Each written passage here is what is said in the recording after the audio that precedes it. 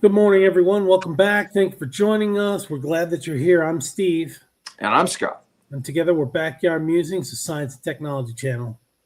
Yes, and we are grateful for all those who listen and subscribe and make comments, and we appreciate you very much. And we're talking about a topic that we talked about here briefly. It wasn't that long ago, probably within the last month or so. Vaping and how that is really becoming very popular, but it's also got some severe health risks. And we are going to talk about some more of those risks today. So here Yeah, we go. no bueno, no Yeah, bueno. yeah, A sweeping scientific review is raising new concerns about the long term health effects of vaping. Nicotine based e cigarettes may pose a serious cancer risk, according to a major new review that challenges the long standing perception of vaping as a safer alternative to smoking. A study led by UNSW Sydney and published in Carcinogenesis brings together evidence from human studies, animal experience, and lab research to determine whether vaping itself can trigger cancer. Would you like to know more? All right, we're going to start off with a quote here. To our knowledge, this review is the most definitive determination that those who vape are at increased risk of cancer compared to those who don't. That's according to Professor Stewart. I don't know if we've mentioned his full name yet.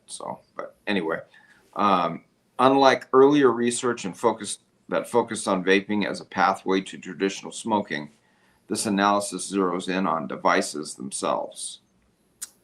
Researchers evaluated the chemical makeup of e cigarette aerosols and found a mix of substances already known to damage DNA and disrupt normal cellular processes. These include volatile organic compounds and trace metals released during heating, both of which have been linked to cancer development. Oh, gosh. Yeah. Okay. Another quote here. Considering all the findings from clinical monitoring, animal studies, and mechanistic data, e-cigarettes are likely to cause lung cancer and oral cancer. This is according to Professor Stewart again. Although the results were consistent across different types of research, the exact number of cancer cases linked to vaping is still unknown. Well, it's a fairly recent phenomena, or it's not even a phenomenon. Like 10 years it's been out now? Yeah. It's just like just before COVID, right? Came out just a little bit before COVID. So, and I don't know what the draw is on it. I mean, again, I smoked cigarettes for a long time. I shouldn't say a long time. From, probably 4 or 5 years, 6 years consistently.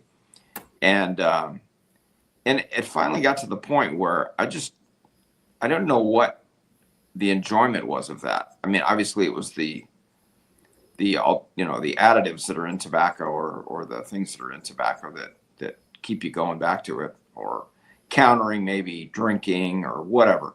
But vaping, man, I'm telling you, we've talked about it on the last time we talked about this. When you see a car, when you're behind a car or next to a car and they got their window cracked and you can tell somebody's in there vaping, the puff of smoke that comes out of that car when they exhale is gigantic. Yeah, It's billows. huge. I mean, Yeah. it's way more than like a cigarette or a pipe or a cigar. And I just can't imagine what that is doing to people's lungs. Not to mention the secondhand effects like smoke has on people. So, but anyway. Yeah. So he continues his quote: Our assessment is qualitative and does not involve a numerical estimate of cancer risk or burden. We'll only be able to determine the precise risk once longer term studies are available. Yeah. And again, I think when we talked about this the last time, I think part of the effect is that kids, right, under the age of 18 or under the age of 21, I don't even know what the age is anymore to be able to buy this kind of stuff or buy tobacco, but I think it's 18, maybe it's 21. I don't know, but that's awful young. Yeah. Anyway, e-cigarettes first appeared in the early 2000s and reached Australia around 2008. They were initially marketed as a safer alternative to traditional cigarettes and as a tool to help people Yeah, I remember that. quit smoking. Yeah, which I don't get that. And then of course now I think you can buy inserts with marijuana. It's just, yeah, it's evolved considerably. Today, brightly colored and flavored devices are widely used, especially among young people. Okay, here we go. Vaping has become common in public spaces such as schools, bars, and train stations across Australia, despite new regulations introduced in 2023. Disposable and non-therapeutic vapes are banned, and therapeutic versions can only be sold in pharmacies for smoking cessation. Here's a quote. E-cigarettes are known to be a gateway to smoking and hence cancer, says co-author UNSW Associate Professor Freddie Citas. Continuing his quote, but the extent to which they cause cancer in their own right has not received as much attention in research, he says. The evidence was remarkably consistent across fields, he says. It dictated an unequivocal finding now, though human studies that estimate the risk will take decades to accumulate. Smoking has been studied for more than 100 years. Although e-cigarettes are relatively new, inhaling nicotine-containing aerosols has already been linked to addiction, poisoning, inhalation injuries, and burns. Because long-term population data are not yet available, researchers rely on other types of evidence to assess cancer risk. The team found many carcinogenic substances in e-cigarette aerosols, including volatile organic chemicals and metals released from heating coils. They analyzed several lines of evidence, biomarkers in people that indicate DNA damage, oxidative stress, and tissue inflammation, mouse studies that produce lung tumors, and laboratory research showing cellular damage and disrupted biological pathways associated with cancer. Taken together, the researchers say the findings consistently point in the same direction. There's also increasing evidence that many smokers who switch to vaping continue to use cigarettes. That's not going to be a good combination. Quote, most of those who use e-cigarettes to quit smoking end up in dual use limbo, unable to shake off either habit. And that's according to Associate Professor Citas. So I've got a question for our viewers. Have you ever seen someone with a cigarette and a vape? Same time? Yeah, like one after the other. That would be interesting. I shouldn't laugh. That's pretty extreme. Yeah. I mean, I remember hanging out with people, and usually there was alcohol involved in these kind of situations. But somebody would light up a cigarette and take a couple of draws on it, and then put it down, and then forget that they had just lit up a cigarette, and they would light up another cigarette. I mean, just like a force of habit type thing. That's engrossed in the conversation. Yeah. That you forget. Yeah.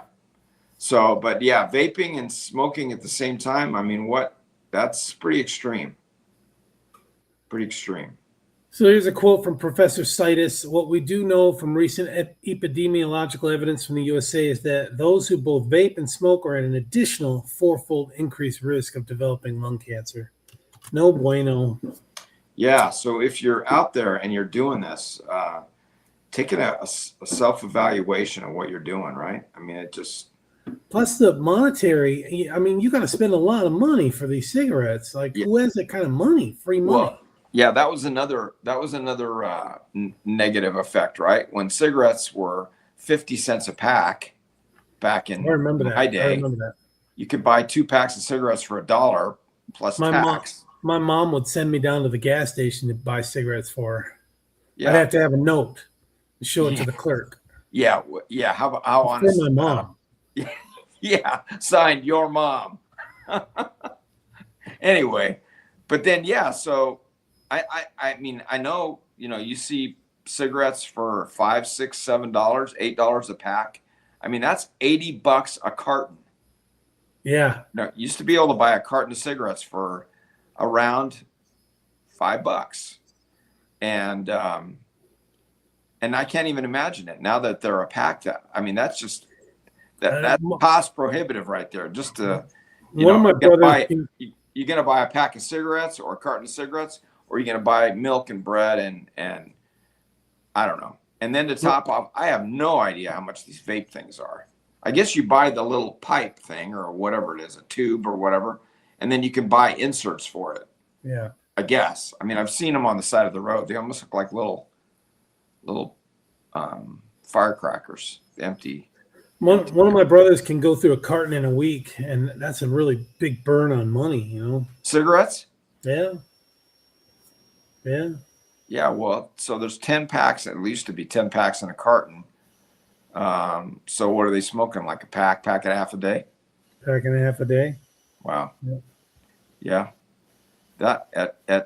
Yeah. That's a pretty hefty price tag these days. How many is there? A dozen in a pack, or is it 10? It used to be 10. Used to be 10 in a carton. Yeah. Yes, that's like 15 a day. That's like 1 an hour while you're awake. Yeah.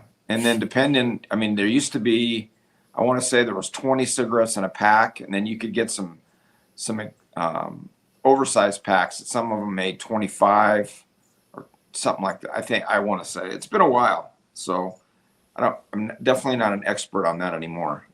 Thank goodness.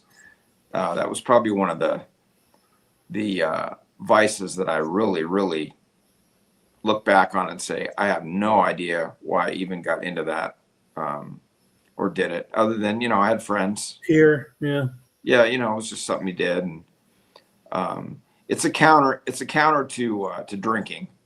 So, yeah, it kind of offsets drinking a little bit. At least that's what people say, but I know lots of people that drink that don't smoke, and vice versa. So, but anyway, don't vape, don't smoke. It's not good for you. Yeah, it's just not. All right, folks. Thanks for joining us. We'll catch you in the afternoon. See you this afternoon. Thanks for listening. Okay.